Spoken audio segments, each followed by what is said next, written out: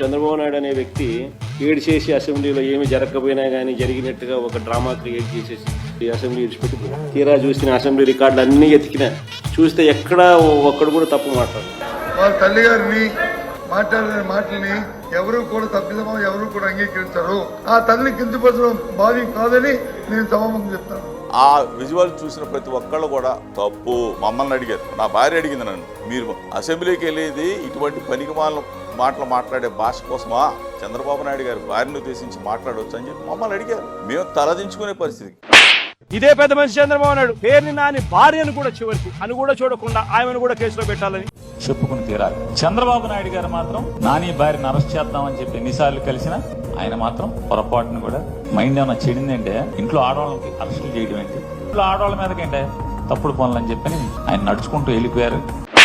ఆంధ్ర రాష్ట్రానికి బహుశా 3 క్యాపిటల్లు వస్తాయేమో. 3 క్యాపిటల్లు కూడా రావాల్సిన పరిస్థితి కనిపిస్తా ఉంది అధ్యక్ష. సో ఒక అట్రాక్టివ్ క్యాపిటల్ ఏదో ఉండాలి కదా. అమరావతి ఉంది కదా మనకు. అమరావతి ఉంది. అమరావతి నుంచే జగన్మోహన్ రెడ్డి ఎక్కడి నుంచి రూల్ చేశారు. వీళ్ళంతా ఎక్కడ కూర్చున్నారు? గవర్నమెంట్ ఎక్కడి నుంచి నడిచింది? అక్కడ నుంచే కదా.